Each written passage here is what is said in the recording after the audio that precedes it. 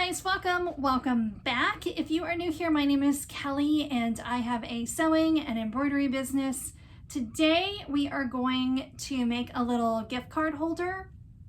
If you, a couple videos back, I did a tutorial on making these little mini notebook covers. And in that video, I talked about how I'd like to make one of these into a gift card holder. So as it turns out, there is sort of, when you buy this file is from Parker on the Porch. When you buy the file, there is one in there that's kind of perfect for a gift card. So that's the one I started. I'm not going to go through everything because the video on these notebook covers covers everything. I've stitched out everything so far. So this is what it looks like. I didn't do a name on it. So it'll flip like a wallet. Well, I guess it's the same as these. Yeah. So the stripes are the same. For some reason, I was thinking the stripes went the other way. But anyway, the only thing I did different on these, again, if you watched the other video, I skipped the lining. I did put the lining on this one. And that's the only thing I've changed so far. I am going to change one more thing. So I thought I would show you guys what I plan on doing. And the only reason why I'm mixing it up a little bit. So first of all, this one's a little bit smaller than the composition notebook, which is great because you want your cards to fit in there snug. The only other thing I wanted to change is I want it to be where it's more than one card per side, because I'm sending 3 gift cards. So let me show you. I'm not going to show you anything on the computer, anything on the embroidery machine. I'm just going to turn you around and show you what I'm doing differently. I've got a couple of ideas and I wish I would have done one of them earlier, but we're going to try this and see if it works. So let me switch you and we'll take a look at it. Okay, so our hoop is off the machine. And we're going to flip it over. And typically what you would do here is you would take a piece of your vinyl, place it on this line.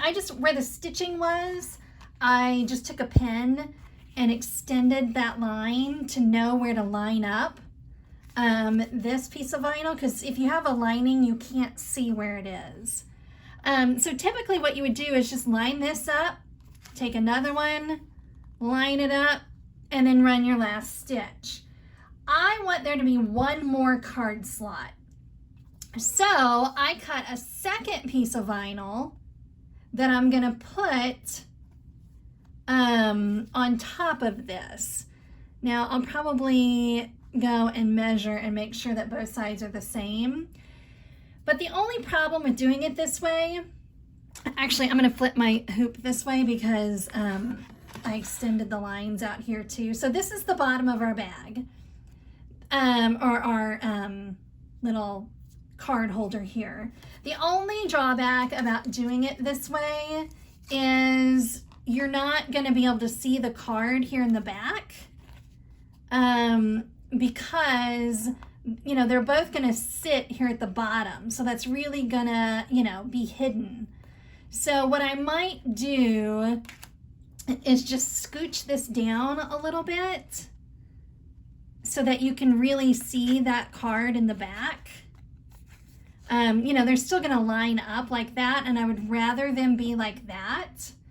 The only other thing I thought I could have done is before I put this piece on, this lining piece, I could have sewn, just with my sewing machine, I could have sewn a line like up here. I guess it would be like right here, so that this card couldn't go down as far.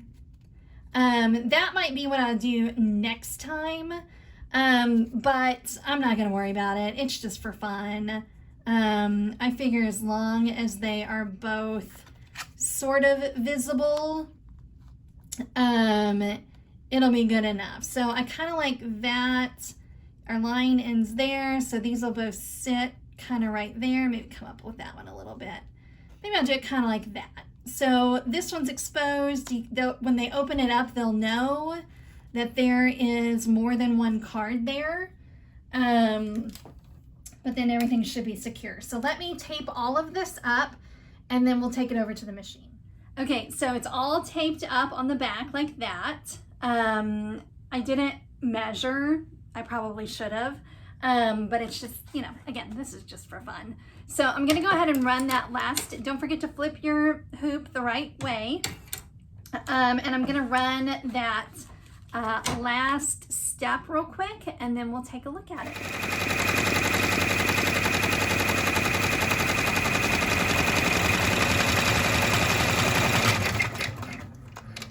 Okay, I videoed that last part because I wanted you guys to see how much my hoop was shaking. And we messed up. I can already tell. Hang on. Hold, please. Look what happened. Oh, no. All right, I'm just going to seam rip it and run it again. Hang on. Okay, doesn't appear to be the end of the world. I just ripped the seam and back a little bit. Maybe I'll cut that just a little bit more. And then you'll just go onto your machine and back it up. I'll back it up like 10, 20 stitches, whatever gets me to where it messed up. I think it messed up because this piece is a little too small, but I'm not gonna redo the whole thing. Again, the present is the gift cards. It's not the silly holder. Okay, so I've got it back on the machine. Let me flip you guys so you can see what I'm doing here. I could tell in the video that it was shaking so much. I'm like, why is it shaking so much? Well, because it was messing up. Okay, so since that was the end of the whole thing, I've got to go back into sewing. I've got to move forward to that very last step.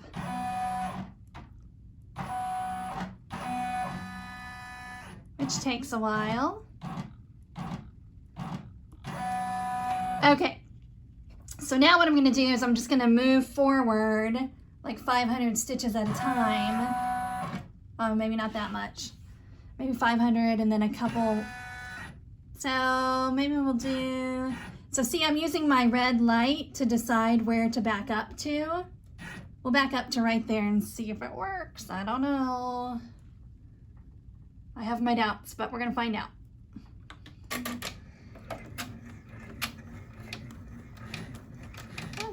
I think it's gonna be all right.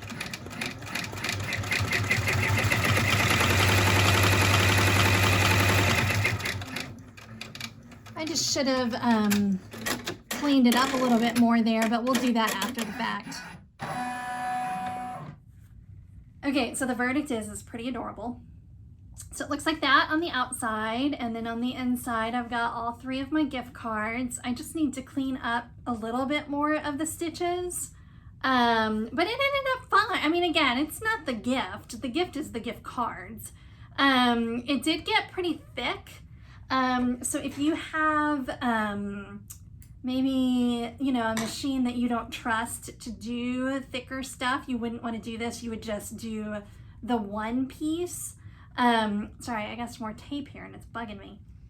But anyway, and again, there's no reason to do it this way other than I just wanted to showcase more cards, and it kind of, I mean, you can now tell that there's 2 there.